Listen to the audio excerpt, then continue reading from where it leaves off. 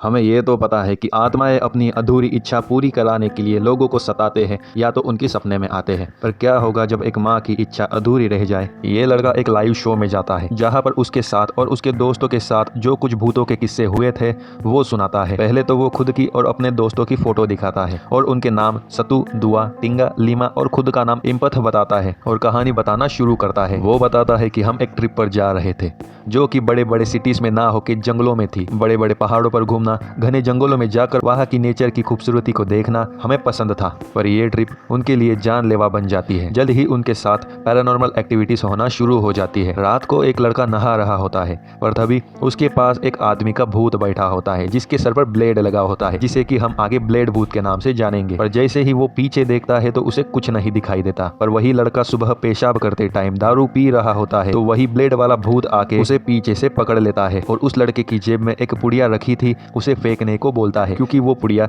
दैवी थी। पर वो लड़का बड़ी ही समझदारी से उस पुड़िया को पकड़ के उस आत्मा पर वार करता है तो वो आत्मा वहां से गायब हो जाती है। वो आत्मा उस लड़के को इसलिए परेशान कर रही थी क्योंकि जब वो आदमी उस लड़के के घर उससे मिलने आया था तब अचानक से उस आदमी का पैर फिसल के पास में काम कर रहे मजदूर के हाथ में जो मशीन थी उसका ब्लेड उस आदमी के सर में घुस जाता है। तो तब से ये आत्मा इस लड़के के पीछे ही थी। पर इस सफर के दौरान दुआ और इम्पत को प्यार होने लग जाता है। पर तभी दुआ को दूसरी आत्मा दिखाई देती है। पर तभी दुआ जब जोर से चीखती है तो इम्पत देखता है कि वहां पर उसी का दोस्त पेशाब कर रहा था जिसका नाम टिंगा था। तो टिंगा दुआ और इम्पत का हाथ एक दूसरे में जकड़ते हुए देखता है तो उसे लगता है कि ये दोनों प्यार में हैं। तो तभी वो इम्पत को बोलता है कि तुम दोनों एक बार किस कर लो। पर इम्पत वहां से शर्मा के चला आता है। पर आखिरकार दुआ और इम्पत को सच में प्यार हो जाता है। पर इस बेचारे लड़के के पीछे वो ब्लेड वाली आत्मा लगी ही रहती है। तो वो लड़का भी उस आत्मा को देखने के बाद बेहोश हो जाता है। पर वो आत्मा उस लड़के के पास तब तक रुकती है जब तक कि उसे होश नहीं आ जाता। पर जब उस लड़के को होश आता है तो उस आत्मा को देखकर वो बाकियों के पास भागकर चला जाता है और उन सबको सब बता देता है कि उसके साथ क्या क्या हुआ। पर आत्माएं तो सबको परेशान करती ही रहती है। दुआ और वो लड़का तंग आकर ठान लेते हैं कि अब इन आत्माओं से सब कुछ पूछना ही पड़ेगा। अब बारी है सच का सामना करने की, भूतों से सब कुछ पूछने की, वो हमारे पीछे क्यों लगे हैं। तभी दुआ देखती है कि पिछली बार जो आत्मा उसे दिखाई दी थी वो वापस उसके सामने आ जाती है। तो वो आत्मा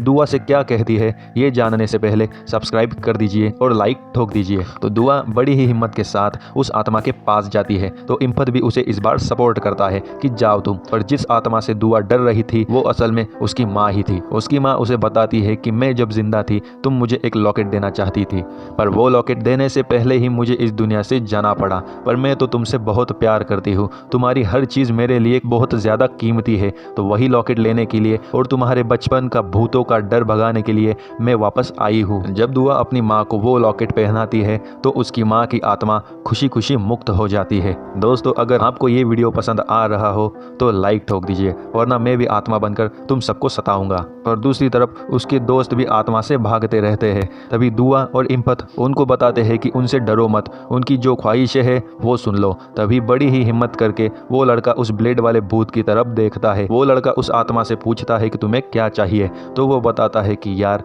मेरी क्या गलती थी, मैं तो बस तुमसे मिलने आया था, मैं तो बस मेरे हक के पैसे लेने आया था। जिस घर में तुम रह रहे हो बस उसका किराया लेने आया था। तुम्हारे पास पैसे नहीं थे तो तुम मना कर देते, मैं तुम्हें पैसे के लिए मारने थोड़ी ना आया था। मेरे जाने के बाद मेरी पत्नी और मेरे बच्चे दोनों ही अकेले पड़ गए हैं। अब तो मैं मर गया हूँ तो उनका क्या होगा। तो वो लड़का भी उस आत्मा से माफी मांगता है और कहता है कि मैं तुम्हारी बच्ची को अपनी भांजी और तुम्हारी पत्नी को अपनी बहन मानकर उनका ख्याल रखूंगा। तो वो ब्लेड वाली आत्मा खुश होकर वहां से चली जाती है। इसलिए तुम सबसे कहता हो किसी का दिल कभी मत दुखाना, जो तुमसे प्यार करते हैं उनकी कदर हमेशा करो, क्या पता कौन सा दिन हमारे लिए आखिरी हो। फिर आगे की कहानी में सारे दोस्त खुशी खुशी अपने सफर का मजा लेते हैं।